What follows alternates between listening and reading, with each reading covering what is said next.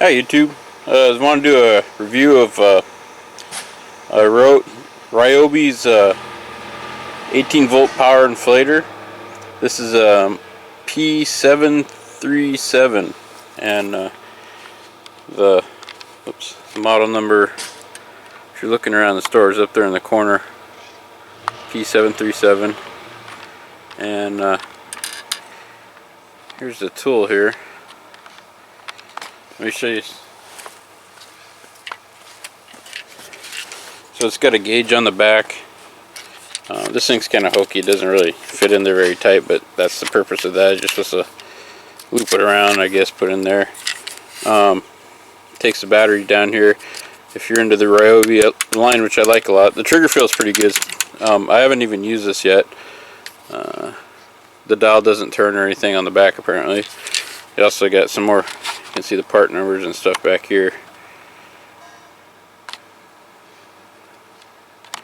Looks pretty simple. It's nice and lightweight, and if you get one of the Ryobi tools, I highly recommend to make sure you get the ones that say that ONE Plus on them, because what's really cool about them is they all take the same battery, so you get a pretty good price. Actually, this tool is on sale. It's usually $24, and it was on sale for $19.99 or something like that.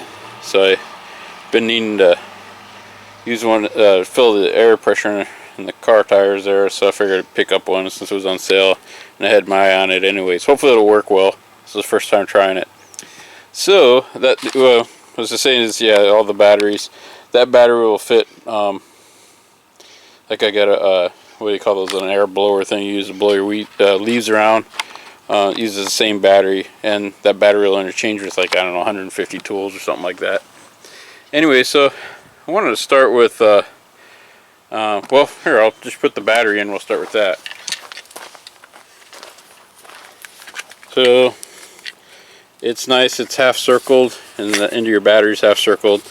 So you just match that up. You can also kind of, you know, it'll look right, because the way it goes in there, it should only go in one. It will only go in one way. It's got little clips here. I just push it in, boom, it's in, and then you squeeze the trigger.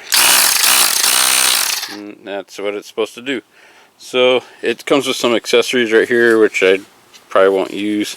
It looks like for inflating your footballs and basketballs and stuff like that. And this is probably one for inflating like a air mattress or a raft or something like that. And I don't know. This is probably for some bicycles that have special Schrader valves. I don't even know what they call them. And that's probably what that is. And then this is just your standard, you know, regular standard old school tire valve connector.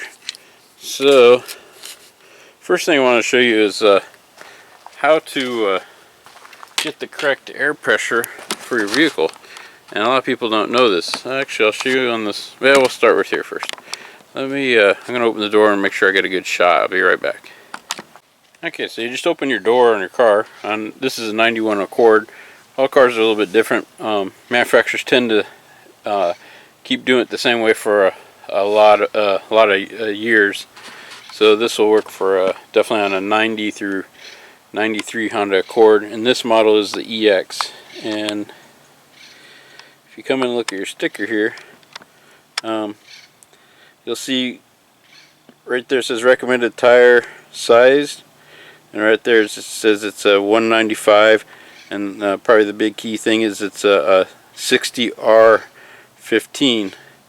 And so what you want to do first, because especially if you're buying like a used car or something, is take a look at your tire. And I don't know, I haven't looked at this yet. In this area here, and I should have kind of scoped it out. Tire pressure. Let's see. I'm going to pause this and find where the spots are that I want to show you some info on here. Hold on. Oh, there it is right there. So it's a 195 60R15. So you want to make sure that matches the sticker. Also, there's a. Let me run out now. I want to look for something else on the tire I want to show you. Alright, tires are kind of actually hard to read, especially if you're at night trying to do this. So right there, kind of a mistake a lot of people make is it's got the max tire pressure and it's upside down, I know, but it says it's 44 psi. People think they're supposed to be filling their tire to somewhere near that, and that's not the case. Also, I'll tell you the max load there, and that's for that tire, not for your vehicle. So so far we've reviewed the tire sizing, which I showed you right there, and next thing I want to show you is, if you look there, it says cold tire inflation pressure, and it says front dash rear, and it's only giving one number underneath that, so it should be the same for the front and the back. It's only 20, I think it says 28, I thought it was 29. It says 28 psi, and that's the sticker for this car. So the max pressure can go up to 44, but you're recommended by Honda to only fill it to 28, and that's a cold tire pressure. Also, if you'll notice, is if you ever fill up your spare, it tells what size it should be, and also your spare is always going to be higher pressure than your well, I should say always, but most of the time your spare is going to be higher pressure than your tires. In this case, the spare is supposed to be filled to 60, which is like double the tire pressure. Also, another thing, the last thing I want to show you, if I can find it. Let's see. It's kind of hard looking through the camera doing it. Let me pause it and find the spot I'm looking for. I'll be right back. Okay, yeah, it's kind of hard to look through the camera and find stuff. So what I wanted to show you there is, it says you know, vehicle seating. That's, I don't care what they say about that. They're supposed to be only supposed to put 5 people in there. But anyways, it says vehicle capacity weight is 850 pounds. And you're going to see a bigger weight on your tire. Tires are always going to be much higher than these numbers because they don't want you doing something weird like putting sandbags in it and popping the tires. But that's how you get the true information on your vehicle. And that's a lot easier to read this sticker. You know, if you had a little light in which your dome light would probably, if you put especially one of those LED ones in, probably give you enough light to see that sticker. If you're out trying to change your tire in the rain or something and you had to reinflate it, that's just a whole lot easier to read, and plus it gets you the right information. And like I said, most people run out and try to get the information off the tire, not realizing, well, that's not the correct information. Those are like maximum values. Anyways, a little bit too much rambling there probably. So the point is now we know the tire pressure is supposed to be 28. So let's give this a try, and all I'm going to do is fill up the tire.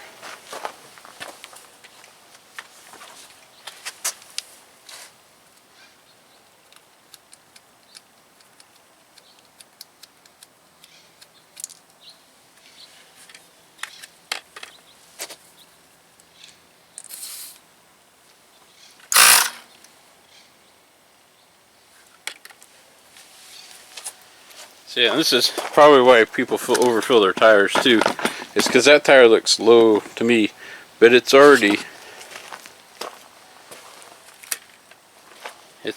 at like 30 psi. So there's no really need. I'm going to leave it at that because you know that's pretty close to 28, and I can't remember. It's like for every 10 degrees, your tire pressure usually go. When you drive your car, your tire pressure goes up because the tire heats up, and for every 10 degrees of heat upness, your tire pressure goes up about 1 psi. So just sitting here, it's like, I don't know, it's probably 50 degrees out. If it warmed up to 70, and we'll just assume that the tire, and it might not work that way, but let's assume the tire warmed up with the air temperature from 50 to 70, that's a 20 degrees difference, so you get 2 psi right there. So if I would have came out when it's 20 degrees cooler, it'd probably be at 28. And if it came out and measured it like at 30 degrees or something like that, and now it's 50. Anyways, let me go around and see if any of the tires need to be filled, and then I'll try this out. Alright, so all my tire pressures were good, so I let about 5 pounds of pressure out on this, and so I'm just gonna I just hooked it up. One thing I don't like is while it seats in good, the connector there, when you lift the lever and you go to pull it out, it kind of hangs a little bit and it feels like you're losing tire pressure. So if you want to check your tire pressure, I'd recommend getting a tire pressure gauge and doing that, and then just bringing this over to the tire that needed to get filled. Anyways, so I'm just gonna, I got it hooked up, and let me swing this around, and you can see the gauge down there. It's not rocket science, it's just below 30. I'm gonna just top it at 30. All the other tires are at 30, so I'm just gonna push the trigger till it gets up to 30 and then stop. And so we'll see how it goes.